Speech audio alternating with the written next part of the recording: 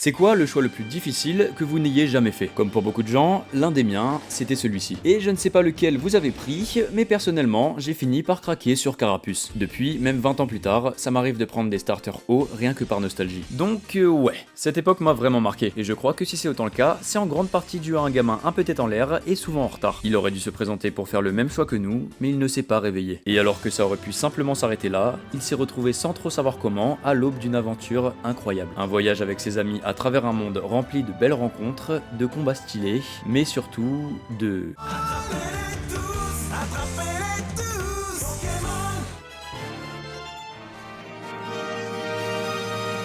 Bon, reprenons plus lentement cette fois. Bienvenue dans la ville du Bourg-Palette, où on va faire la rencontre d'un jeune garçon.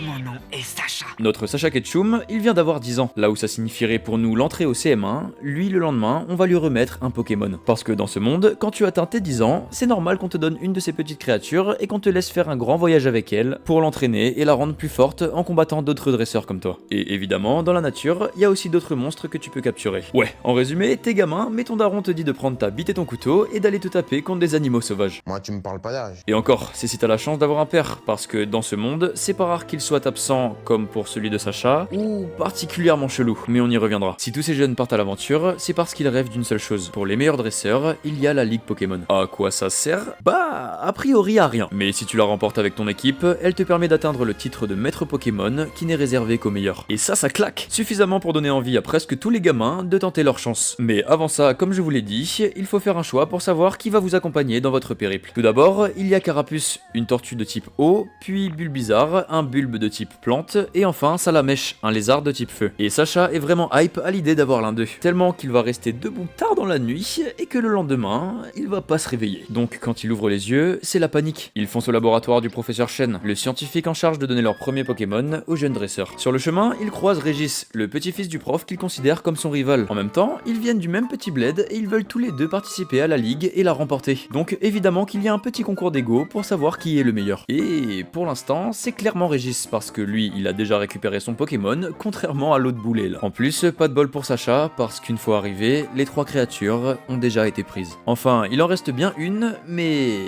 je sais pas si c'est une bonne idée de la prendre. Enfin, le mieux, c'est que vous voyez par vous-même. Salut Pikachu. Pika. Ouais, le courant passe pas trop bien entre eux. Bon, je sais que c'est pas utile, mais je le présente quand même. Lui, c'est Pikachu, une souris électrique qui a un sacré tempérament. Parce que d'ordinaire, les Pokémon entrent dans des petites balles qu'on appelle Pokéballs, pour les transporter plus facilement. Et oui, vu la taille du truc, il y a des chances pour que ce soit de la maltraitance animale. Mais bon, on s'en fout, c'est pratique. Tout ça pour dire que Pikachu, il veut absolument pas rentrer dedans. Du coup, Sacha est carrément obligé de le traîner en laisse. Autant vous dire que notre jeune dresseur, il prend légèrement mal le fait de se faire aussi peu respecter par son Pokémon. Mais avant de partir, le professeur Chen lui donne quelque chose, un Pokédex, un appareil qui répertorie et classe toutes les créatures inconnues que notre héros va croiser au fil de son aventure. Le voilà enfin prêt à partir pour attraper des Pokémon. Mais comme il ne peut pas compter sur Pikachu pour l'aider, Sacha a une idée un peu stupide. Il va prendre un caillou et taper son meilleur tir en cloche directement sur la tête d'un pief à bec.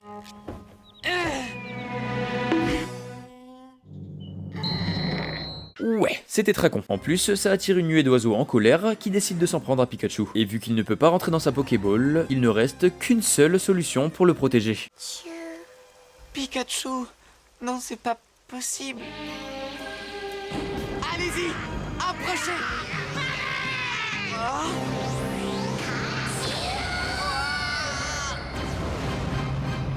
C'est à partir de ce moment que ces deux-là vont vraiment se rapprocher. Mais problème, Pikachu a sacrément morflé. Sacha est donc obligé de voler le vélo d'une rouquine qui pêchait tranquillement et qui n'avait rien demandé pour l'emmener se faire soigner. Ouais, vous l'avez sûrement reconnu. Cette fille, c'est Ondine, une spécialiste des types eau qui ne va plus jamais le lâcher à cause de cette histoire de bicyclette. Bref, notre souris jaune arrive finalement dans un hôpital où elle va devoir se reposer un peu grâce aux soins du médecin la plus connue de la série, l'infirmière Joël. Sauf que ça, c'est pas du tout au programme de la Team Rocket, une bande de criminels dont l'activité principale est de voler des Pokémon. Afin de détruire l'amour et la vérité. Afin d'étendre notre pouvoir jusqu'à la Voie lactée. Jessie, James! la Team Rocket, plus rapide que la lumière. Alors, rendez-vous tous ou ce sera la guerre. Miaou, oui. La guerre. Elle est constituée de Jessie, James et d'un Miaous qui parle. Pour info, un Pokémon qui parle, c'est pas du tout normal. Et si lui il peut, c'est pour une raison assez triste. Dans un épisode spécial, on apprend qu'il a une vie assez compliquée. Déjà bébé, il a perdu ses parents. Heureusement, un jour, il est recueilli par une vieille dame très riche. Puis il rencontre une autre Miaous dont il tombe éperdument amoureux. Sauf que cette dernière n'aime que les humains. Alors pour lui plaire, il décide de tout donner pour apprendre notre langage. Et il y parvient. Mais celle dont il était pris le voit comme un monstre. À ses yeux, ce n'est pas un homme, et plus vraiment un Pokémon. Alors elle le rejette. Le cœur brisé, Miaous quitte sa maison et part en direction de la ville Millennium, où il intègre finalement la Team Rocket. Je vois, donc c'est pour ça qu'il est avec eux aujourd'hui et qu'il essaye de voler des Pokémon. D'ailleurs, il s'en est pas encore rendu compte, mais sa petite équipe est en train de faire une grosse erreur. Parce que s'attaquer à un hôpital pour piquer des Pokémon malades à des gamins, ok, c'est rapide et facile. Sauf que quand c'est tes cibles qui te mettent la misère avec un Pikachu qui était en soins palliatifs il y a 5 minutes, ta street cred prend un coup.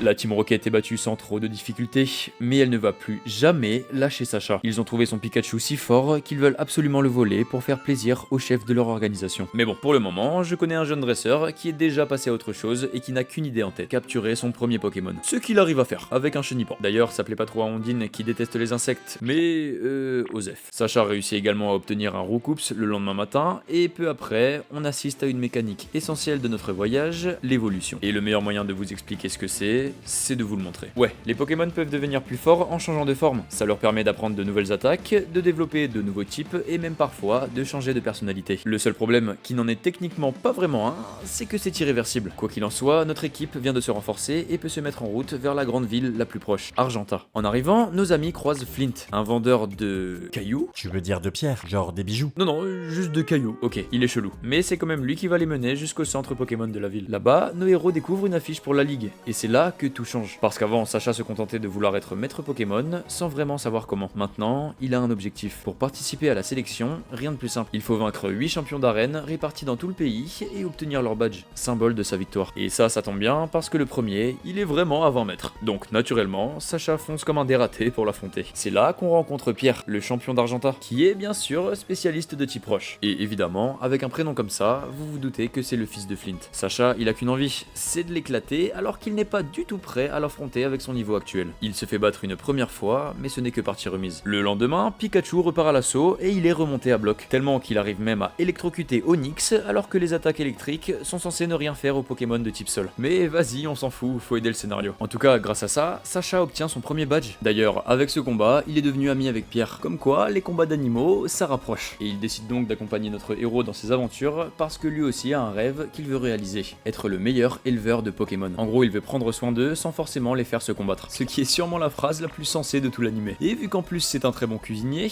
il est pas loin d'être le mec parfait. Si on oublie qu'il drague absolument tout ce qui bouge. Mademoiselle, je ne connais pas du tout votre belle ville. Ça vous dirait de me la faire visiter ce soir? La prochaine étape de notre voyage, c'est Azuria, un endroit où Ondine n'a curieusement pas trop envie d'aller. Mais bon, il y a un badge à récupérer, donc ton avis, Sacha s'en fout. Là-bas, on fait la rencontre de la policière Jenny, qui a des méthodes particulières. Vous avez déjà eu affaire à la police de Jadiel. Ou peut-être que vous êtes un voleur et c'est déjà fait de prison. Ah ouais, quand même. Bref, finalement, Sacha arrive à l'arène pour y rencontrer non pas une, mais 3 championnes. Les sœurs sensationnelles, toutes spécialistes du type O. Et bah, on ne les affronte pas? En fait, quand Sacha arrive, Régis l'a déjà devancé et les a démolis, à tel point qu'elle refuse de se battre et lui offre carrément le badge. Tu parles d'une arène? Ne faites plus un geste. Nadine. Tiens. Très bien, Daisy. Si tu ne veux pas te battre contre lui, moi je le ferai. Heureusement pour notre hype, Ondine intervient et refuse. Car elle est en réalité, elle aussi, une sœur sensationnelle. Et vu la relation tendue entre ces 4-là, on comprend pourquoi elle n'avait pas envie de venir à Azuria. Ondine, tu as décidé de nous quitter pour devenir dresseur de Pokémon parce que tu ne soutenais pas la comparaison avec nous. En fait, il suffit de nous regarder pour se rendre compte que nous sommes plus doués et plus belles que toi. C'est finalement elle qui affronte Sacha pour le badge cascade, ce qui devrait être simple si Pikachu ne refusait pas de se battre, car il la considère comme son ami. De son côté, Ondine envoie un Starry, et Sacha sort la version évoluée de son Crisacier, un Papillusion. Pas du tout énervant. Nos deux adversaires terminent l'un et l'autre KO. Alors finalement, Sacha switch pour Roucoups et Ondine envoie Staros. Mais quand il s'apprête à gagner, la Team Rocket débarque sur un aspirateur géant, avec pour but de ruiner la piscine et aspirer Otaria, le Pokémon des championnes. Heureusement, Pikachu sauve la situation en électrocutant l'eau pour court-circuiter la machine. Et du coup, bat sûrement l'Otaria aussi. Grâce à ce sauvetage éclair, il obtient en récompense son deuxième badge. Perso, ça m'a fait beaucoup rire quand j'ai vu ça pour la première fois, parce que ça devrait clairement être aux sœurs d'Ondine de régler la situation. Enfin, elles sont quand même censées être les meilleures dresseuses d'Azuria. Et là, elles ont juste attendu comme des plots. C'est pas faux, mais au moins, maintenant, direction la prochaine étape, Carmin-sur-Mer. Et la route s'annonce mouvementée. Alors que le groupe marche dans la forêt, Ondine fait la rencontre d'un Misterbe qu'elle va tenter de capturer. Mais un Bulbizarre s'interpose. D'ailleurs, Sacha le trouve vraiment cool et veut absolument l'attraper. Mais le Pokémon finit par disparaître. Nos amis sont un peu déçus mais continuent leur chemin. Et alors qu'ils traversent un pont, ils subissent une chute de pierre.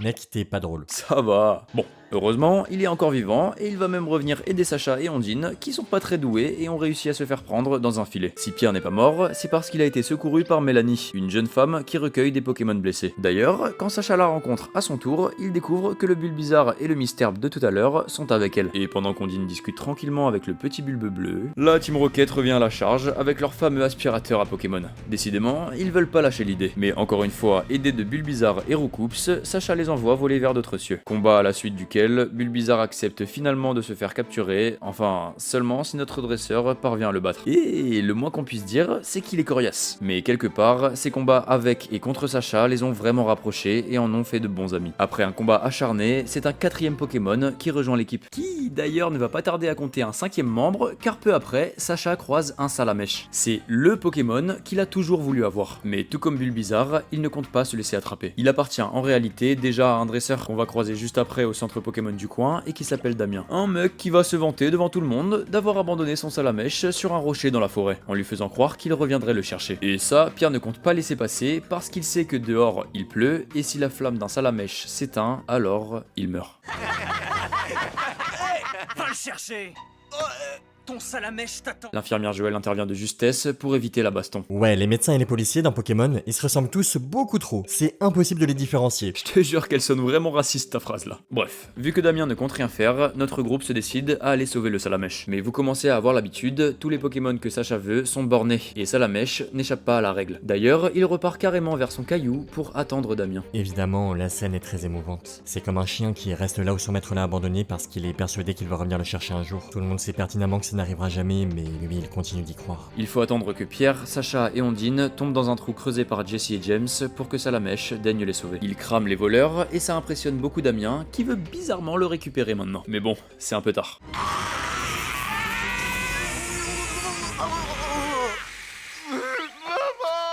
Et c'est comme ça que Salamèche rejoint l'aventure et devient le 5e Pokémon de Sacha. La petite équipe reprend donc la route avec un nouvel ami. Enfin, jusqu'à ce qu'il tombe encore dans un trou. Décidément, c'est récurrent chez eux. Je sais pas, regardez où vous mettez les pieds. Sauf que cette fois, c'est pas la Team Rocket qui les a piégés, mais un gang de carapuces à lunettes que Pikachu parvient à faire fuir en électrocutant un d'entre eux. Plus tard, on apprend de la policière Jenny que c'est en réalité une bande de Pokémon qui ont été abandonnés par leur dresseur et qui ont décidé de former un petit groupe de Kaid. Et ils déconnent pas, à tel point qu'ils volent carrément le repas de la Team Rocket. Mais en le faisant, ils rencontrent Miaous et l'aiment plutôt bien. Face à cette nouvelle alliance, la souris jaune va avoir beaucoup plus de mal à se défendre au point où elle se blesse. Et en voyant que son état est préoccupant, la Team Rocket laisse partir Sacha chercher de quoi la soigner. Comme quoi, ils sont peut-être pas si mauvais que ça finalement. À son retour, les voleurs attaquent à nouveau pour dérober le Pokémon en balançant des bombes du haut d'une montgolfière. Et comme ils n'ont plus besoin d'eux, ils laissent la troupe de tortues de côté. Ça ne plaît pas du tout au petit gang à lunettes, au point où ils changent de camp et s'allient à nos héros. Leur chef empêche même la Team Rocket de s'enfuir en lançant une attaque pistolet à eau. La montgolfière des méchants s'écrase alors au sol et une nouvelle fois, Sacha et ses amis parviennent à les battre. Ils éteignent même un incendie au passage, ce qui leur vaut le titre de pompiers de la ville. Après ça, le chef du gang décide de rejoindre l'équipe. Faut croire que dans Pokémon, il suffit de disputer un combat avec quelqu'un pour avoir envie de devenir son pote. Ou peut-être qu'il avait soif d'aventure. Quoi qu'il en soit, Carapuce devient le 6e Pokémon de Sacha. Ça y est, on a enfin notre équipe au complet. Il est donc temps de récupérer les badges qui nous manquent. Et ça tombe bien, car nos amis arrivent enfin à Carmin-sur-Mer. Après un rapide tour au centre Pokémon, Sacha, comme à son habitude, fonce à l'arène pour affronter le champion. Cette fois, il est accueilli par le Major Bob, que tout le monde appelle Boss. Et il a vraiment confiance en lui. En même temps, il possède un Raichu, la forme évoluée de Pikachu. Du coup, il sous-estime un peu celui de Sacha. J'appelle toutes les personnes que je vais battre bébé.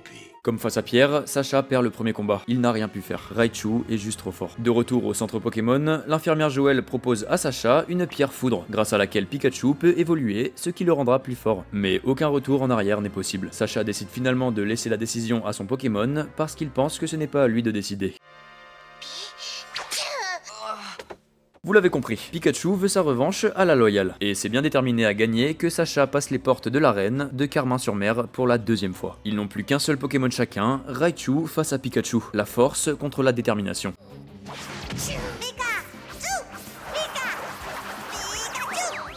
Ton Raichu est beaucoup trop lent, Bob.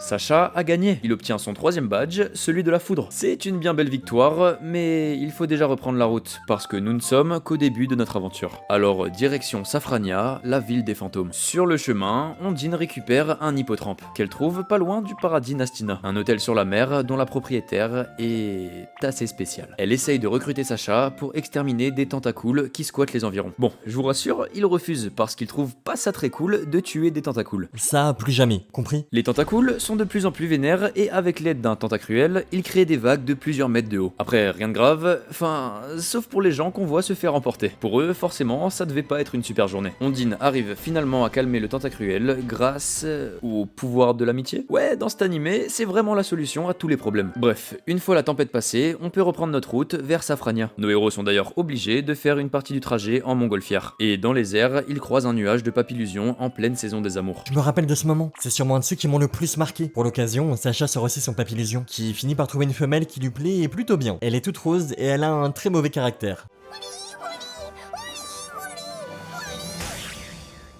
Force à toi soldat, je sais ce que ça fait. En plus, la Team Rocket débarque, mais vous commencez à avoir l'habitude, ils se font démonter. Remarque, on peut quand même leur accorder que cette fois ils ont été originaux. Au lieu de débarquer avec un aspirateur ou de creuser des trous, ils ont pris un énorme hélico. Mais ça va pas changer grand chose au résultat. Pour revenir sur notre papillusion, tout va bien pour lui. On dirait qu'il a finalement réussi à séduire celle dont il est tombé amoureux. Ils doivent traverser l'océan pour pouvoir fonder leur famille. Il est temps.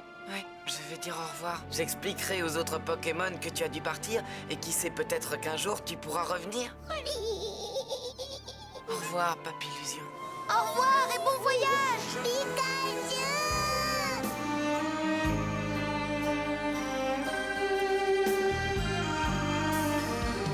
Gamin, j'avoue que j'ai vraiment pleuré en le voyant quitter Sacha. Même si c'est évidemment pour le mieux. Ah, et tant qu'on y est, petite anecdote, l'absence de marque noire sur les ailes du papillusion signifie que c'est un mâle. Et comme aucun des deux n'en a, ça veut dire que techniquement, ils sont du même sexe. Par contre, Sacha vient de perdre un membre de l'équipe là, donc ce serait pas mal d'en trouver un autre. Heureusement, pendant un petit passage à la tour Pokémon, nos héros récupèrent un Spectrum, très utile pour la prochaine arène, celle de Safrania qui apparaît enfin devant eux. Sacha fonce immédiatement combattre la championne, Morgane. Ce coup-ci, le combat a l'air de bien se passer, jusqu'au moment où Morgane envoie un Kadabra qui téléporte nos héros dehors. Attends, c'est légal ça même? Bah écoute, je crois pas qu'il y ait plus d'infos dans le livret des règles pour ce genre de situation, donc j'imagine que ça passe. Et de ce fait, Sacha tombe nez à nez avec le père de la championne. Putain, pourquoi tous les pères dans Pokémon sont soit absents, soit ils surveillent leur enfant de loin? Ça leur donne une vibe chelou. En tout cas, Morgane n'a pas l'air de s'entendre avec son père, et l'homme souffre pas mal de la situation. Enfin bon, les séquences émotions c'est bien, mais on préfère les scènes de combat dans Pokémon. Donc Sacha retourne directement défier une nouvelle fois Morgane. Et vous commencez à le connaître le dresseur. Il est remonté à bloc. Surtout vu la défaite précipitée de la dernière fois. Et quand Sacha pousse les portes de l'arène Spectre, la championne ne le sait pas encore, mais elle est déjà morte.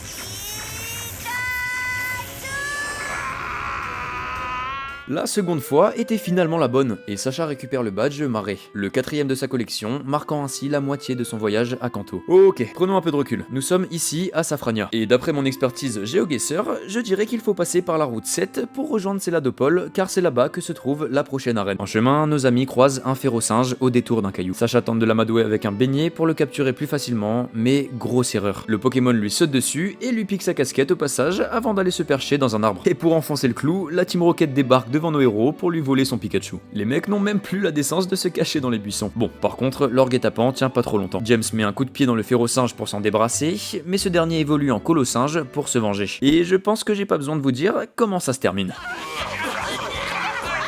Sacha peut donc reprendre où il en était et tenter de récupérer sa casquette. Grâce à Salamèche et Pikachu qui affaiblissent suffisamment Colosinge, il réussit finalement à le capturer. Et même si ce n'est pas le Pokémon le plus doué pour le travail d'équipe, il va s'avérer très utile pour la suite. Peu de temps après, on arrive à Céladopole. Sur le chemin de l'arène, Sacha se dit que c'est sûrement le moment pour une petite virée shopping. Il rentre donc dans une boutique de parfums, mais choqué par les prix, il crie à l'arnaque. Évidemment, notre héros se fait jeter. C'est tout Céladopole qui l'attaque avec ses remarques. Ses habitants ont pour coutume de fabriquer du parfum grâce aux Pokémon plantes. C'est donc, en quelque sorte, sacré dans la région. Tellement que Sacha se fait refuser l'entrée de l'arène. Donc, plan B qui ne lui plaît guère, faut s'allier à la Team Rocket, eux aussi rejetés de l'arène. Le deal, c'est que Sacha détache nos voleurs et en échange, ils lui apprennent comment passer la sécurité. Ça peut paraître étrange, mais tout le monde ressortirait gagnant de cette alliance et notre héros ne compte pas repartir sans son badge. Il accepte donc le marché, malgré leur altercation de la veille, sans se douter que tout ce que souhaite la Team Rocket, c'est la recette du fameux parfum pour la vendre et gagner des millions de Poké-dollars. Sacha, c'est vraiment ce mec chill quand même. Comment s'introduire dans l'arène maintenant? La Team Rocket a un plan. Il déguise Sacha en fille pour berner la sécurité.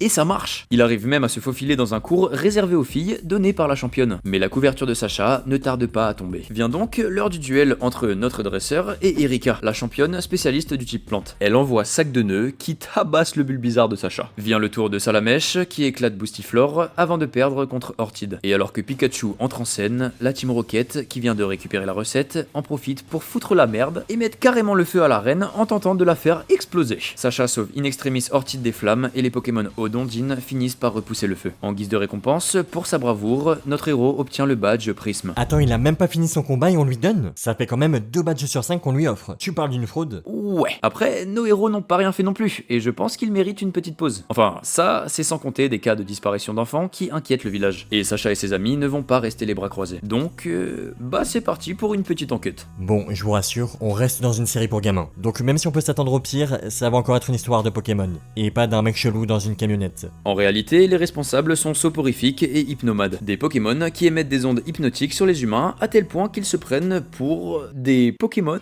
Heureusement, les enfants sont sains et saufs dans la forêt, et notre groupe peut reprendre tranquillement la route. Le prochain Pokémon à rejoindre l'équipe, c'est un Goopix, que Pierre a amadoué et récupéré auprès de Suzy, une dresseuse spécialisée dans les concours de beauté Pokémon. Elle lui a offert pour que le renard puisse vivre des aventures plus excitantes que ces journées qui ressemblent à une longue et chiante partie de Nintendogs. De son côté, Sacha capture un gros tas de morve dans une usine abandonnée. Mais comme il n'en a pas vraiment besoin, notre héros le transfère au professeur Chen. C'est un truc que tu peux faire quand tu n'as pas besoin d'un Pokémon que tu attrapes pour une raison quelconque et que tu sens qu'il ne fait rien d'autre à part prendre de la place, tu peux l'envoyer au centre pour te délester. Ouais, c'est un peu vexant pour gros tas de morve, mais bon, fallait être meilleur. Enfin bref, ce qui nous intéresse, c'est les combats. Donc reprenons le voyage en direction de Parmanille, où se trouve la prochaine arène. Cette fois-ci, il s'agit des types insectes et son champion est Koga, un ninja. Ce qui peut faire peur aux premiers abords. Mais vous connaissez la chanson, Sacha s'en fout et lui lance un défi. Le premier Pokémon de Koga, c'est un Mimitos pas très doué. Le combat contre Koga aurait pu se dérouler facilement, mais son Mimitos évolue directement en aéromythe, ce qui rend le duel beaucoup plus serré. Ou pas, parce qu'encore une fois, la Team Rocket débarque et s'en mêle et ruine notre fun. Est-ce qu'un jour on va pouvoir regarder un combat d'arène en paix? En plus, ils sont gênants, ils se font rapidement battre par un psycho-quack là. Ouais, mais au moins, Sacha peut reprendre son combat. Et à la reprise, Koga n'utilise qu'un Nosferalto et un combat en mort subite commence. En gros, chacun des dresseurs n'envoie qu'un seul Pokémon et celui qui remporte la manche gagne le match. Habituez-vous à ce concept parce que c'est un truc récurrent dans Pokémon. Et Sacha décide d'envoyer Salamèche. Ok, désolé Pikachu, mais pour une fois, ce sera pas toi le perso principal. Faut dire que notre Pokémon feu, c'est quand même le GOAT qu'il pense être. Son lance-flamme bat sans problème la chauve-souris. Et c'est le badge âme en poche pour notre dresseur, son 6ème sur la liste. Et c'est pas la seule bonne nouvelle, car une fois que notre équipe a repris la route, et après avoir battu une armée de Neuneuff dirigée par un magicien en alliance avec la Team Rocket, posez pas de questions. Salamèche évolue en Reptincelle.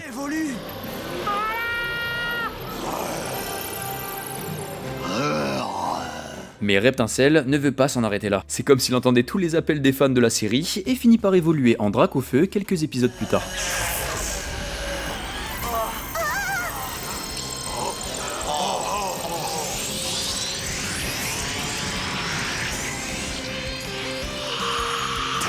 Le Pokémon favori de toutes les générations confondues. Ce dernier ne tarde pas à prouver ses mérites dans une expédition pour sauver des Pokémon fossiles, qui sont en gros des Pokémon dinosaures éteints depuis des milliers d'années qu'on ramène à la vie.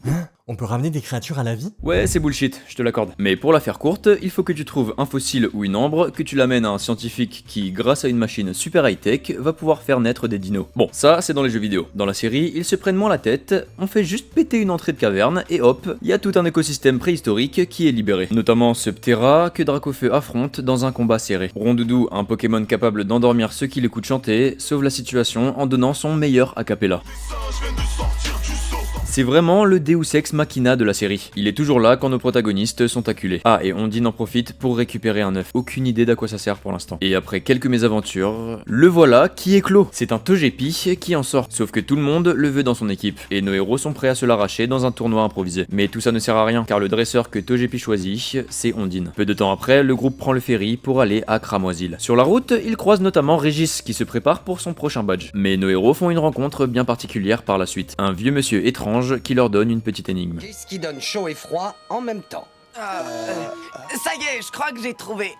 Si on s'allonge devant un réfrigérateur, la porte grande ouverte et qu'on s'enroule dans une couverture électrique, on a chaud et froid en même temps, c'est ça? Il est con lui, hein. Mais il est drôle, très drôle. Il s'agit en réalité d'Auguste, le champion d'arène déguisé. Et son énigme, eh ben, elle sert à rien. Le vieil homme est juste un peu chelou. Il finit par disparaître et nos amis passent la journée à chercher son arène. Sacha et ses amis, crevés, décident donc de se reposer dans une auberge. Et surprise, son hammam était en fait l'entrée de l'arène. Bon, faut dire, ça manquait d'indications. Sacha s'avance donc face au champion pour l'affronter, entouré de flammes. Je pense que vous l'avez compris, la spécialité d'Auguste, ce sont les types feu. Le combat démarre avec Fenard face à Carapuce. Fenard explose Carapuce en un coup malgré son type feu face au type eau. Dracofeu prend le relais du côté de Sacha et le champion suit le mouvement en envoyant Rhinophéros, qui n'est pas de type feu. Bon, vous posez pas de questions, car on a un problème. Notre lézard fait sa crise d'ado. Il refuse d'obéir et de se battre. C'est donc à Pikachu de se charger du Rhino sans difficulté. Face à ça, Auguste décide de passer à la vitesse supérieure et de sortir sa carte maîtresse, Magmar, qui tège Pikachu avec facilité, mettant fin au combat. Dur à avaler,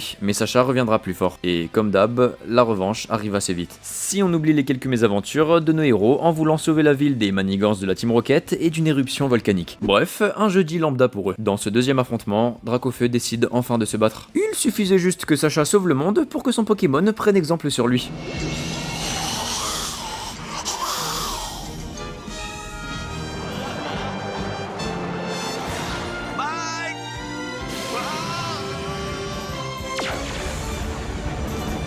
Et voilà que notre protagoniste récupère son avant-dernier badge, celui du volcan. Plus qu'une arène, enfin. Et justement, nos héros ne tardent pas à atteindre leur destination finale, Jadiel. Malheureusement, Régis les a devancés une fois de plus et se bat déjà contre le champion. Giovanni, également le boss de la Team Rocket. Face à lui, Régis a pas trop de mal. Il bat d'ailleurs plutôt facilement les premiers Pokémon du champion. Jusqu'à que Giovanni décide de sortir son atout le plus puissant.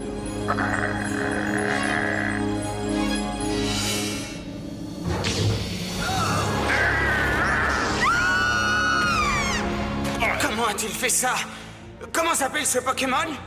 Pokémon inconnu, information indisponible. Vous l'avez sûrement reconnu, il s'agit de Mewtwo, une créature artificielle créée à partir d'un Pokémon légendaire et surpuissant. Donc autant vous dire que Régis n'a aucune chance face à lui. Le combat n'est en réalité qu'une expérience, permettant au champion de tester les capacités de son nouveau Pokémon. Et le résultat est sans appel, il défonce son adversaire. C'était couru d'avance en même temps. Heureusement, Sacha ne va pas avoir à l'affronter. Pourquoi? Car Giovanni est satisfait de son test et cède sa place de champion à Jesse et James. C'est donc eux que Sacha doit battre pour son 8e et dernier badge. Et ça ne sera pas du gâteau entre toutes les tricheries de la fameuse Team Rocket. Mais grâce à l'aide de Régis, frustré de sa défaite, notre héros finit par les vaincre et récupérer le badge. On y est. On va enfin pouvoir voir Sacha se battre à la ligue et peut-être devenir le nouveau maître. Celle-ci se déroule au stage Indigo dans un combat de 3 Pokémon maximum. Pour la première manche, Sacha est désigné pour affronter Marc. Ce dernier envoie Noix de Coco face à Krabby et malgré une entrée en scène difficile, le Pokémon de Sacha parvient à vaincre et évolue en Crabos au passage. Ça fait toujours plaisir. Marc envoie donc un Nipocéan pour venir à bout du Crabos, mais il perd quand même. L'opposant sort finalement son dernier Pokémon, Nosferalto, que Sacha termine avec l'ultra laser de Crabos. 3-0, bah putain, j'aurais pas aimé être à sa place. A noter que chaque dresseur participant à la ligue a aussi récupéré 8 badges. Ils sont donc censés être au même niveau. Et Sacha ne s'arrête pas là, il est chaud bouillant. Notre héros roule sur ses 2 prochains matchs et il est bien au-dessus du niveau des dresseurs moyens. De son côté, Régis perd face à Melissa au 4e tour. Comme quoi, il était pas aussi fort qu'il le prétendait. Le prochain combat de Sacha se déroule quant à lui face à Jeannette, dont le Dardarnian et l'insécateur sont à absolument redoutable. Mais le Pokémon le plus puissant de sa team, c'est un Chétiflore. Et rigolez pas, il fait des prises de catch vachement violentes. Et pour rajouter encore plus de pression, le professeur Shen et la mère de Sacha viennent assister à la rencontre. Notre héros envoie finalement un Grotanmorve, mais attendez, il était pas censé l'avoir transféré lui? Je pensais qu'il aurait peut-être besoin de lui pour ce match. Il m'a téléphoné hier pour que je lui amène ici. Et écoutez, c'est une stratégie gagnante. Grotanmorve écrase littéralement le Pokémon plante adverse et permet à Sacha de passer à l'avant-dernier combat, face à l'un des persos secondaires les plus aimés de la série. Richie, un espèce de Sacha 2. Infiniment doué, une équipe ultra solide, c'est probablement l'adversaire le plus puissant que notre dresseur ait eu à affronter depuis le début de la série. Et ce que vous vous apprêtez à voir, c'est rien de moins que le combat le plus épique de la Ligue Indigo. Qui vont se livrer le premier combat. Le Pikachu de Sacha s'est élancé vers Papillusion. L'attaque tonnerre de Pikachu foudroie littéralement son adversaire. Mais jusqu'à quand arrêter son sang-froid? Salamèche enchaîne avec une attaque charge dévastatrice. En avant! Dracofeu! Dracofeu, c'est à toi de jouer, est-ce que tu m'entends? Non mais comment ça nous saouler celui-là? Pourquoi il refuse de se battre comme ça? En fait, Sacha n'a pas gagné le respect de son Pokémon, et par conséquent, notre dresseur doit abandonner en demi-finale de la Ligue Pokémon. Perso, c'est une vraie frustration de mon enfance. Voir Sacha aussi dégoûté, ça m'a clairement marqué. Et au final, c'est Melissa, celle qui a battu Régis, qui remporte le combat contre Richie. De quoi avoir le seum. Est-ce que ça veut dire que c'est la fin de l'aventure? Bien sûr que non, le voyage continue, mais cette fois-ci, dans un endroit plus chill, histoire de se ressourcer et de s'entraîner. Mais juste avant d'y aller, il faut repasser par le bourg Palette où le Roucoups de Sacha évolue enfin en roux carnage. Le groupe arrive ensuite au laboratoire du professeur Flora et... elle a un Léviator! Trop classe! Là-bas, ils font la découverte d'une étrange Pokéball impossible à ouvrir, la GS Ball. Flora la remet à Sacha afin de la donner au professeur Shen. Et en échange, notre héros lui remet... Pierre? Non, c'est pas une blague, il compte bien rester ici pour étudier les Pokémon et apprendre auprès de Flora. Sacha et Ondine le laissent donc entre de bonnes mains. Et le chemin ne va pas être de tout repos, car ils n'en ont pas fini avec la Team Rocket. Par exemple, un moment, ils vont enfermer Sacha et ses amis dans un dirigeable, avant de le cracher en plein milieu du Nil. Heureusement pour nos héros, c'est pas un îlot désert, mais un club de vacances privé, dans lequel Sacha et Ondine rencontrent Jackie, un observateur Pokémon, l'équivalent chez nous d'un zoologue. Ensemble, ils vont sauver et soigner un bébé low class que Sacha finit par capturer. Jackie décide alors d'accompagner notre groupe et de partir voguer vers la prochaine arène. Parce que oui, il y en a aussi dans l'archipel et elle donne également accès à une compétition, la Ligue Orange. Et Sacha, il a vraiment besoin d'une win après le fiasco du plateau Indigo. Vous l'aurez compris, on est reparti pour un tour. Déjà, direction l'île de la Dame Blanche. Et d'ailleurs, dans cette région, les arènes fonctionnent différemment. Les Pokémon doivent s'affronter sur des épreuves techniques. D'ailleurs, voici Sissi, la championne. Elle choisit un Hippocéan pour faire face à Carapuce dans une épreuve d'adresse. Bon, on dirait une fête foraine là, mais t'inquiète. Ayant tout de fait un sans faute, c'est dans une course sur l'eau que nos deux concurrents se départagent. Finalement, Sacha gagne en gelant la route pour se propulser. Notre héros récupère alors son premier badge dans l'archipel orange, l'œil de corail. Et à partir de là, ça enchaîne. Nos héros se rendent à l'arène de l'île Double Chantilly où ils font face au champion Dany. Et ce dernier ne manque pas de draguer Ondine, qui est une mineure, je le rappelle. Enchanté, Ondine. Le plaisir est pour moi, Dany. J'ai vu beaucoup de choses magnifiques dans ces îles, mais rien de comparable à votre beauté. Vraiment? Merci, c'est gentil. Heureusement, Sacha parvient à récupérer le badge Rubis des Mers sans grosse difficulté. Maintenant, direction les îles Pamplemousse, une île célèbre pour ses vergers de pamplemousse. Nos protagonistes y croisent un ronflex qu'ils essaient d'empêcher de ravager les champs. Problème, aucun des Pokémon qui s'interposent ne parvient à le battre. Et même la Team Rocket se fait écraser. Toujours là, eux. Heureusement, le sacro-saint Rondoudou réussit à l'endormir et Sacha le capture dans son sommeil comme un lâche avant de repartir sur la route. Ou le fleuve, ça dépend du point de vue. En chemin, ils font une petite halte sur l'île Cachou afin que Jackie récupère un insécateur qui tient carrément tête à tous les Pokémon de la Team Rocket à lui tout seul. Pas mal le bousin. Un peu plus tard, alors que nos amis voguent vers la prochaine arène, ils croisent une petite fille à la mer qu'ils décident de sauver. Enfin, surtout Ondine. Sacha se contente d'encourager de loin. On voit qui porte la culotte dans le groupe. Mais d'ailleurs, c'est qui cette fillette? Elle s'appelle Marie. C'est la sœur du champion de l'île, Rudy, qui lui aussi flash complètement sur Ondine. Il n'y a aucun dresseur de Pokémon aquatique aussi doué que vous sur notre île. Je serais très honoré et très reconnaissant si vous acceptiez de rester parmi nous quelque temps. Et vraiment, pourquoi dans les îles oranges, les adultes ont toujours un problème avec les gamines? Enfin bref, cette arène ne fonctionne pas comme les autres de l'archipel, car il s'agit d'un vrai combat Pokémon. Et justement, la première manche du combat oppose le Electek de Rudy face à Pikachu, que le premier remporte en manquant de faire tomber la souris de la falaise. Le second tour oppose Bulbizarre à Noix de Coco, et le troisième, Carapuce à Staros. Tous deux remportés par Sacha, qui obtient donc son troisième badge. C'était plutôt facile, je vous l'accorde. Un peu plus tard, nos héros rencontrent Mark, un vainqueur de tournoi de Pokémon local accompagné de son Tartare qui porte une ceinture en forme de Pokéball, un symbole de sa victoire. Vous connaissez Sacha, il ne peut pas s'empêcher de lui lancer un défi et sort une fois de plus son Dracofeu. Et est-ce que cette fois il va écouter son maître? Non. Et ce qui devait arriver, arriva. Le lézard finit par prendre une sacrée déculottée. Mais rassurez-vous, nos deux amis vont prendre note de cette défaite et après un énième accrochage avec la Team Rocket, ils se réconcilient et Sacha parvient enfin à gagner le respect de Dracofeu. Notre héros prend même sa revanche contre Mark, puis part ensuite vers la prochaine et dernière arène avant la Ligue Orange sur l'île Citrus. Au départ, Uana, la championne, prend Sacha pour son fils appelé Quentin. Lui aussi parti sur les routes en quête de devenir maître Pokémon. Et leur combat se veut bien plus fun que tous les autres. C'est le premier que notre dresseur dispute en duo. Sacha choisit Dracofeu et Pikachu face au Alakazam et au Satyr d'Uana. Problème, les Pokémon de notre héros manquent de synergie au début et manquent de perdre le combat. Ils sont vraiment trop égoïstes pour gagner ensemble. Enfin, c'est ce que pensait la championne et elle l'a payé cher. Pikachu, attaque éclair aérienne.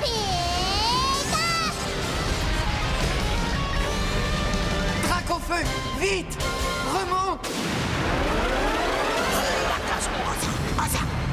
Oh, magnifique. Le jeune dresseur remporte donc le badge de l'étoile de Jade et le droit de participer à la Ligue Orange. Ça veut dire que c'est l'heure de la revanche sur la cuisante défaite du plateau Indigo. La dernière étape est de vaincre le champion de l'arène de Pomelo dans un combat à 6 Pokémon contre 6. Et ça va pas être évident parce que Didier, le titulaire, possède un solide Dracolos tandis que Sacha ne peut pas utiliser Ronflex, l'un de ses meilleurs Pokémon. Il fallait que la ligue tombe durant son hibernation annuelle, sinon c'est pas drôle. Sacha choisit donc un Tauros pour le remplacer, et maintenant, place au combat. Didier commence par un métamorphe qui, malgré sa rapidité, se fait exploser par Pikachu. Même chose pour Onix face à Carapuce. Le champion est donc obligé de sortir son atout, Ectoplasma, qui se cogne avec Tauros. Ouais, un Pokémon normal contre un spectre. Sacha est finalement contraint de changer pour Loclas. Ce dernier parvient à faire jeu égal, mais tombe KO dans l'action. Le combat est super long, mais pour la faire courte, Sacha mène le combat jusqu'au dernier rempart du maître de l'arène, son fameux Dracolos. Et là, c'est le massacre. Il bat chaque Pokémon restant de Sacha, les uns à la suite des autres. Même Dracofeu y passe. Pour finir sur un ultime duel contre Pikachu. C'est le gagnant de ce combat qui va apporter la victoire à son dresseur. Pikachu.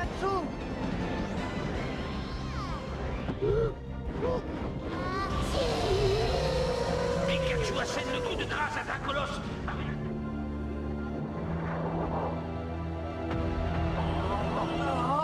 Dracolos ne peut plus se battre. Le champion du trophée du vainqueur est Sacha. Et quoi de mieux qu'un petit retour au bercail pour en informer la famille de sa victoire. Et... Pierre, qu'est-ce que tu fous chez sa mère? Et que s'est-il passé avec... Je ne veux pas en parler. Elle a sûrement dû le jeter. Hein? Pierre, est-ce que ça va? Non. Bon, plus de peur que de mal, mais bon, courage frérot. Bref, ceci étant dit, notre équipe peut enfin aller voir le professeur Chen et lui remettre la fameuse GS Ball. Toujours aucune idée d'à quoi elle peut servir, mais au moins elle est là. D'ailleurs, il y a aussi Régis et notre Sacha, confiant de sa récente victoire, le provoque en duel. Pourquoi? Un peu pour se venger de son rival, qui fait le malin à chaque fois. Une histoire d'ego d'homme en gros. Commence alors un combat à mort subite. Un seul Pokémon de chaque côté, et...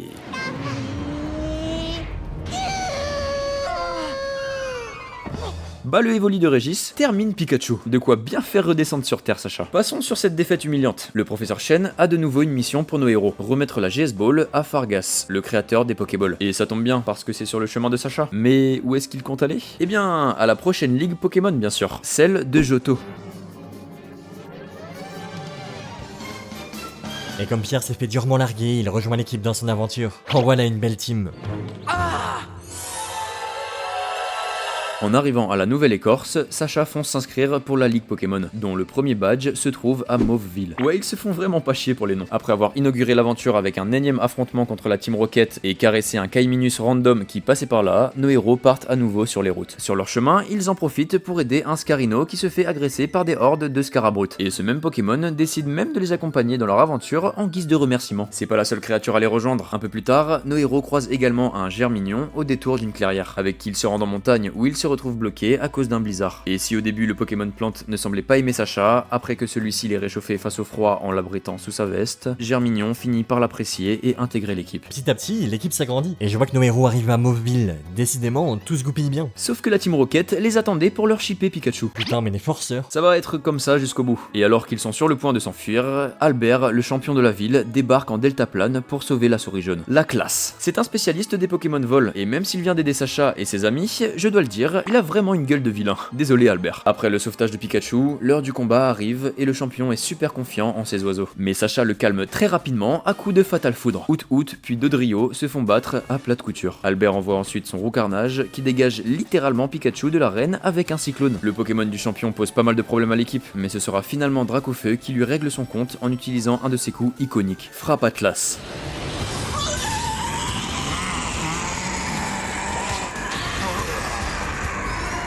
Sacha récupère donc le badge Zephyr, le premier de son périple à Johto. Malheureusement, notre héros doit laisser son Dracofeu derrière lui. Pourquoi? Eh bien, un peu de temps après l'arène de Mauveville, notre équipe rencontre une dresseuse de Dracofeu, Lise, qui propose à Sacha d'entraîner le sien dans la vallée Dracorifique, lieu où résident d'autres membres de son espèce. Là-bas, le lézard se fait plein d'amis, tous aussi fiers et bornés les uns que les autres. Et il se trouve même une chérie. Notre jeune dresseur refuse de le laisser derrière au départ, mais il est forcé de constater que c'est pour le mieux pour son Dracofeu. Sacha confie finalement son Pokémon à Lise, non sans lâcher une larme, et nous aussi. Mais enfin bon, notre héros passe vite à autre chose, car il remplace le lézard par un hérissandre rencontré peu après dans la forêt. On peut quand même noter qu'il est fort ce nouveau Pokémon, car il bat sans souci un Sablero alors que c'est son premier combat avec Sacha, en plus d'être en désavantage de type. Balèze le Sonic. Et nous voilà rapidement à Ecorcia, là où habite Fargas. Vous savez, l'expert des Pokéballs, celui à qui Sacha devait ramener la fameuse GS Ball. On va peut-être enfin savoir à quoi elle sert. Il est clair que cet objet...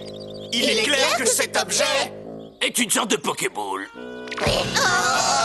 Comme Fargas a besoin d'un peu de temps pour l'examiner, nos amis tuent le temps en partant à la cueillette avec sa petite fille. D'ailleurs, pendant l'escapade, Pierre capture un pomme d'épic. Malgré l'examen de l'appareil, Fargas ne sait toujours pas ce qu'est la GS Ball et doit la garder encore un peu. Nos protagonistes la lui confient pour l'examiner et retournent donc chercher des badges. Et ça tombe bien, car l'arène d'Ecorcia vient tout juste de réouvrir. Et voici son champion, Hector. Et son truc à lui, c'est les insectes. Il possède un Mimigal, un Chrysacier, mais surtout un redoutable insécateur. Sauf que, désolé mon grand, il peut rien faire face à un bon lance-flamme d'hérissandre.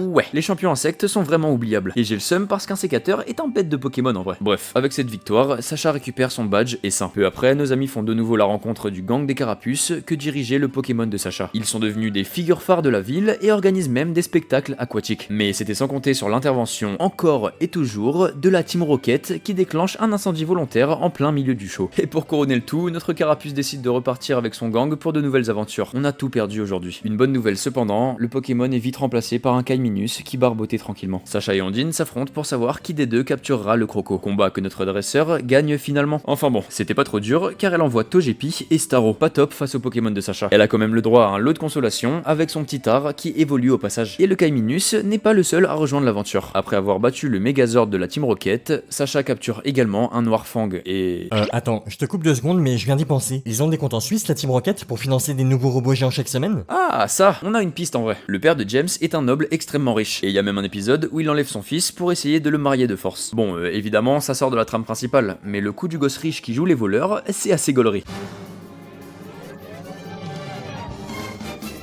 Mine de rien, nos héros en ont fait du chemin. De side quest en side quest, les voilà déjà à Doublonville, là où se trouve la 3ème arène. Sacha doit affronter Blanche, la championne de la ville, mais celle-ci a d'autres plans en tête. Dès le début, elle traîne notre héros dans les magasins pour faire du shopping. Soit. Ce n'est que lors du combat que la dresseuse montre son vrai visage. Ses deux premiers Pokémon, Nidorina et Melofée, sont une partie de plaisir pour Sacha. Par contre, Écrémeux, c'est une toute autre histoire. Il balaye toute la team de notre héros avec son attaque roulade. Et pour la première fois depuis longtemps, voilà que Sacha perd un combat d'arène. Mais après un entraînement acharné, il réitère le combat et finit enfin par vaincre son Écrémeux, ce qui lui permet d'obtenir le badge plein. Maintenant, en route vers Rosalia. Le groupe tombe sur un château où se trouve un hôpital improvisé. Ici, les humains travaillent main dans la main avec les Pokémon. Et comme d'habitude, la Team Rocket tente encore de gêner nos héros et de voler les créatures malades. Ils font carrément sauter le château. Je vous passe les détails, mais Sacha et ses amis arrivent à les arrêter, et il y a même le Nosferapti de Pierre qui évolue en Nosferalto pour avoir la force de les empêcher de s'enfuir. Une fois le dossier classé, il est temps de reprendre la route. En quelques jours,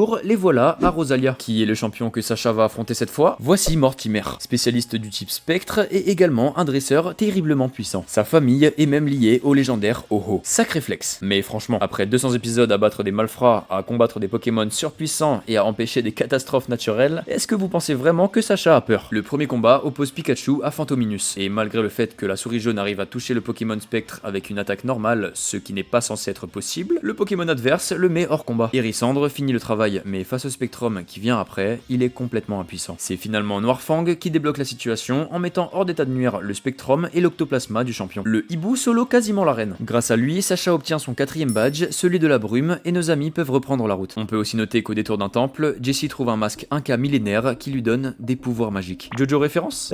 Peut-être, en tout cas, ici, ça lui permet juste de contrôler les Pokémon. Et la Team Rocket s'en sert évidemment pour en voler plein puis s'enfuir en faisant sauter le temple au passage. Un gros éboulement s'ensuit et Nosferalto manque de peu de se faire écrabouiller. Mais cet incident lui permet d'évoluer en Nostanfer. Grâce à ses nouveaux pouvoirs, il en profite pour faire exploser la fusée de la Team Rocket en plein vol. Mine de rien, nos protagonistes avancent bien. Après cette mésaventure, ils arrivent très vite à Holyville. Et ils ont clairement pas le temps pour les conneries de Jessie et James. D'ailleurs, qu'est-ce qu'ils foutent? En attendant, voici la beauté d'Holyville autoproclamée, Yasmine. Ah non, c'était Jason. Mélissa, ah, quel tigné. Ah non, c'est Jason. Il semblerait que c'était pas la vraie championne, mais on peut lui reconnaître que son Onyx est balèze. La vraie Yasmine, elle, ne peut pas disputer le match contre Sacha, car son Faramp est malade. Ni une ni deux, notre héros décide d'aller lui choper un médicament qui est, bien évidemment, à l'autre bout de l'île. Sinon c'est pas drôle. Tout ça sous le regard de la Team Rocket. Oh, je suis drôlement bien coiffé aujourd'hui.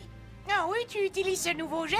Les gars, on vous voit là. Enfin bref, le Faramp de la championne met un petit temps à se remettre, ce qui veut dire pas de combat pour l'instant. Donc, direction Iseria sur l'île voisine où il y a une autre arène. Le champion là-bas, c'est Chuck, spécialiste du type combat. Et là, on commence à entrer dans le haut panier de Johto. Le champion sort directement des Pokémon évolués avec un Tartare qui met une vraie vitesse à Pikachu. Heureusement, le Macronium de Sacha rattrape le coup et gagne à lui tout seul l'arène. Point faible, trop fort. Une fois le badge Choc en poche, pas de prochaine arène. Non. À la place, nos héros se rendent à Tourbille où se déroule un tournoi. Et comme c'est pas la porte d'à côté, la route va être longue pour nos héros.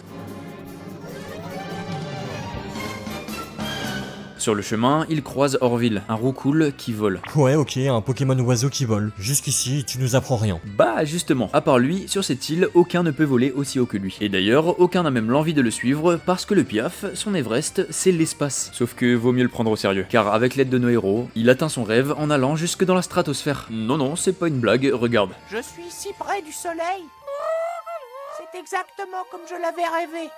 Tout est si beau vu d'ici. Après cette prouesse, arrêtons-nous 5 minutes sur une petite crique de Coraillon, histoire d'en capturer un pour Ondine. Mais on ne va pas rester plus longtemps, car on est déjà en retard pour le ferry qui mène à la suite de notre aventure. Enfin bref, retour aux choses sérieuses et direction l'île de la Pierre Chaude. Un petit paradis sur Terre, où nos héros chassent des trésors sous-marins à dos de Démenta, et battent la Team Rocket une énième fois au passage, en faisant exploser leur magnifique sous-marin Magikarp. Suite à cela, Sacha et Ondine vont pouvoir participer au tournoi Tourbillon, une compétition locale de Tourbille avec à la clé une pierre d'eau mystique. À quoi elle sert? On n'en sait rien, mais les habitants ont l'air d'y tenir. L'île est dirigée par cette dame, la grande prêtresse, qui visiblement semble pouvoir utiliser un sceptre pour canaliser l'énergie des Pokémon eau. Elle s'en sert notamment pour déclarer l'ouverture du tournoi. Le premier combat oppose Sacha à un pêcheur. Bon, ça claque pas trop, mais il possède néanmoins un Hipporoi. Seulement, ça n'arrête pas le Kaiminus, l'un des seuls Pokémon de Sacha qui n'a pas évolué. Il serait temps de grandir quand même. De son côté, Ondine éclate un vieux et son Quillfish grâce au talent Régéforce de son Coraillon. En détente. Le second tour oppose Sacha à Ondine. Enfin, voilà un affrontement qui claque. D'ailleurs, malgré ce à quoi on pouvait s'attendre, c'est Ondine qui a l'avantage, grâce à son Psycho-Quack. Il ne fait qu'une bouchée du Crabos de Sacha. Ouais, c'est pas mal joué par le protagoniste. Et on arrive au dernier affrontement, notre dresseur face à Trinity, la favorite du tournoi. Vas-y, Léviator, Ultra Laser!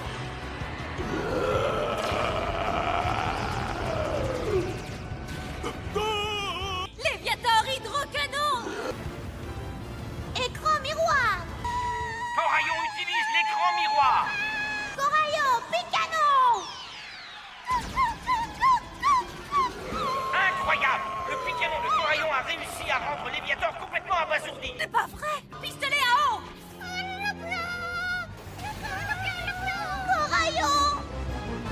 Coraillon est incapable de combattre, c'est Loupio qui remporte la manche. Est-ce qu'un jour un personnage principal peut gagner une compétition du premier coup dans cette série, s'il vous plaît? En attendant, retour à Holyville. Souvenez-vous, on a une championne et son Faramp à vaincre là-bas. Et comme le bateau c'est un peu gaze, on y va en hydravion. Le luxe pour des gamins de 10 piges. Et en 2-3 heures, il est l'heure pour Sacha d'entamer son combat pour le 6ème badge. Un match jusque-là relativement simple face à son magnétique que Pikachu sort sans mal. Jusqu'à que Steelix entre dans l'arène. Entre tunnel, tempête de sable et queue de fer, il semble imbattable. Et Et c'est encore Hérissandre qui débloque la situation en transformant sa tempête de sable en tempête de feu pour le piéger à l'intérieur. Ce qui permet à notre héros d'obtenir le badge minéral. Attends, tu m'as parlé d'un phare-rampe, il est où là? Ah ça, et bah nos héros ne le croisent pas. Ça valait le coup de s'être cassé le cul à traverser une France entière pour chercher un médoc et battre des malfrats. Une fois cela fait, Sacha se voit contraint d'envoyer Bulbizarre au professeur Chen pour qu'il joue le négociateur entre différents clans de Pokémon dans la forêt. Et c'est pas une partie de plaisir de faire s'entendre tout le monde. Mais c'est quoi le problème à la base? Pour la faire courte, il y a qu'un seul petit lac pour les Pokémon de l'immense jardin du prof Chen. Et ça commence à poser problème au vu du nombre de créatures. On commence à manquer de place, donc Bulbizarre décide de faire quelques travaux. Il est dans son RP menuisier, laissez-le. Et en voulant creuser un deuxième étang pour les Pokémon eau, voilà qu'un rocher s'écroule sur une des créatures en contrebas. Heureusement, plus de peur que de mal. Mais le Pokémon plante doit quitter l'équipe de Sacha pour rester au domaine du professeur afin de maintenir la paix à Bourg-Palette City. De retour sur la route, notre héros attrape un Fampi qui allait tomber dans une cascade. Et vu qu'en plus d'être mignon, il est particulièrement redoutable, il décide de le capturer. Bien évidemment, il faut que notre fine équipe croise encore la Team Rocket. Mais cette fois, c'est différent. Ce n'est pas Jesse et James. Il s'agit d'une autre division qui en impose vachement plus. Nos héros les interrompent pendant qu'ils s'en prennent à un Léviator rouge. Autant vous dire que ça sent le roussi pour eux. C'est alors qu'un roux sur un Dracolos intervient pour les aider. Peter, l'un des membres du conseil 4 de Kanto. Le garçon parvient à faire fuir les voleurs une première fois, mais la Team Rocket revient à la charge avec un meilleur arsenal et finissent par capturer le Léviator et nos amis par la même occasion. Tout ça pour les emporter dans leur base secrète, pas si secrète que ça. Enfin, je veux dire, on a vu plus discret qu'un crabe croustillant géant posé sur un terrain vague quoi. Et voilà Jesse et James, nos voleurs préférés. Toujours aussi doués qu'ils arrivent à libérer Sacha par inadvertance. Un peu con. Au même moment, Peter arrive également sous couverture pour sauver le Léviator. Sauf que le captif n'est pas du tout de bonne humeur et peut s'attaquer à n'importe qui. Heureusement, le Lamantine d'un dresseur random sauve nos héros juste à temps. C'est finalement le Dracolos de Peter qui se charge de calmer le Léviator.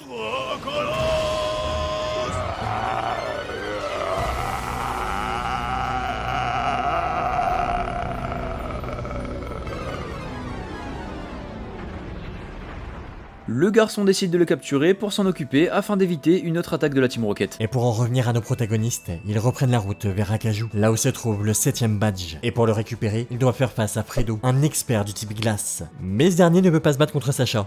Pourquoi? En fait, le champion pense qu'un dresseur doit maintenir une distance avec ses Pokémon, ce qu'il juge ne pas être le cas pour notre héros. Donc, il refuse tout combat, le trouvant trop faible d'esprit. Mais après que le jeune dresseur ait sauvé le cochignon du champion bloqué dans la glace, Fredo revoit son jugement et accepte d'affronter Sacha. Son Lamantine est assez faible et se fait battre facilement lors du premier combat. Le cochignon, lui, c'est pas la même affaire. Pelage ultra solide, des attaques bélier et blizzard à n'en plus finir, c'est un véritable tank. Mais Pikachu parvient à le mettre en difficulté en glissant entre les stalagmites pour esquiver ses attaques avant de le frapper avec un fatal foudre. Et pour la première fois depuis le début de la série, un dresseur est capable d'arrêter le combat avant le chaos de son Pokémon. Fredo a l'air de quand même bien tenir à ses créatures malgré sa froideur. Le champion abandonne finalement et Sacha remporte le badge glacier. La dernière étape de notre voyage à Johto, c'est Ebenel pour aller récupérer le 8ème badge de l'archipel orange, mais aussi le dernier badge de cette vidéo. On en aura fait du chemin. Avant ça, le Tétarte d'Ondine évolue en Tarpo grâce à une pierre roi. D'évolution en évolution, on avance doucement mais sûrement vers la fin de cet arc. Une fois arrivé à Ebenel, nos amis rencontrent Sandra, une dresseuse spécialisée dans les types Dragon, la championne de l'arène entraînée par Peter lui-même. Après avoir complété un rituel draconique, ne me demandez pas ce que c'est,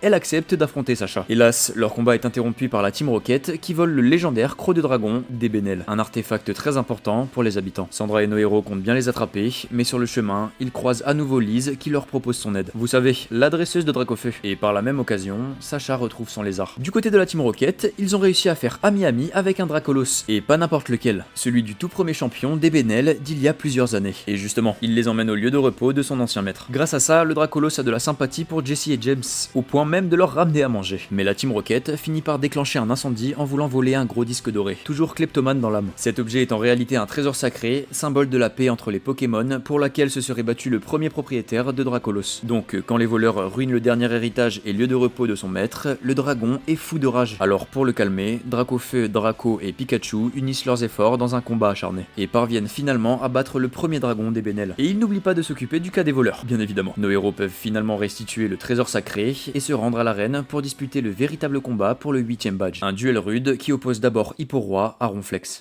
À présent, Ronflex attaque plaquage. Hipporoi, hydrocanon. Et maintenant, Ronflex, point glace. Puis Léviator à Pikachu. Vas-y, Léviator, hydrocanon. Contre le Pikachu. Léviathan, continue à lancer tes attaques morsures. Allez, Pikachu, évite-les. Maintenant, attaque tonnerre.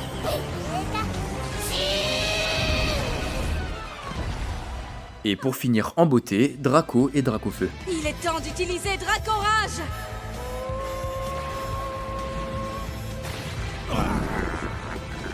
Oh, relève-toi, Dracofeu, je sais que tu en es capable. Draco, que de faire? Dracofeu, riposte.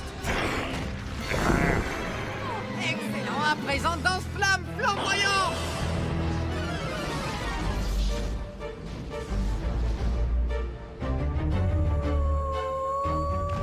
Un combat entre deux dragons au sommet, qui se clôt par une tornade de flammes annonçant notre grand gagnant, Dracofeu. Et voilà, Sacha élevant son prix dans les airs, qui obtient enfin les 8 badges nécessaires pour participer à la Ligue Pokémon de Johto, la conférence argentée. Mais avant d'y participer, Sacha obtient un nouveau compagnon qui risque d'être très utile, un Ambrilex. On parle quand même d'un petit Pokémon capable de soulever un robot géant. Notre héros passe difficilement les éliminatoires face à un Funard qui a bien failli battre Pikachu. Et Sacha retrouve même Régis. Est-ce que ce serait pas l'heure de la vengeance? Patience, patience. Carapuce fait également son retour dans la team, et juste à temps pour le prochain combat face à Nissi. Fampi et lui remportent sans trop de difficultés face à Electek et Furisson, ce qui permet à Sacha de passer au match suivant contre Jackson. Et ses Pokémon sont redoutables. Son Magnéton parvient à sortir Pikachu et Hérissandre à lui tout seul. Mais heureusement, Bulbizarre sauve la situation de justesse avec un match nul. Nous arrivons enfin à un match intéressant. Sacha contre Régis, son rival de toujours, un combat en compétition officielle. Et on peut dire qu'il s'est bien entraîné lui aussi, mais notre dresseur préféré, il est là pour gagner. Tortank, lance ton hydrocanon et arrête Dracofeu dans sa lancée. Dracofeu, utilise ton lance-flamme afin de brûler le terrain. Le terrain est en train de fondre. Pas ça. Génial. Utilise ton hydrocanon afin de rafraîchir le terrain. Tortank. Les voilà. Étant livré à eux-mêmes. Vas-y, Dracofeu, soulève Tortank dans les airs. Et il semblerait que cette fois soit la bonne.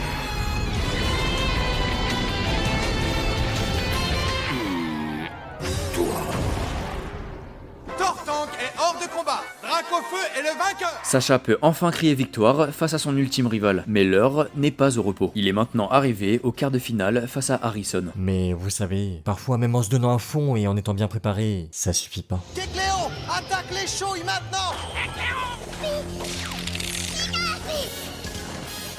Vas-y, fais-les voltiger dans les airs. Vas-y, Stylix, attaque queue de fer.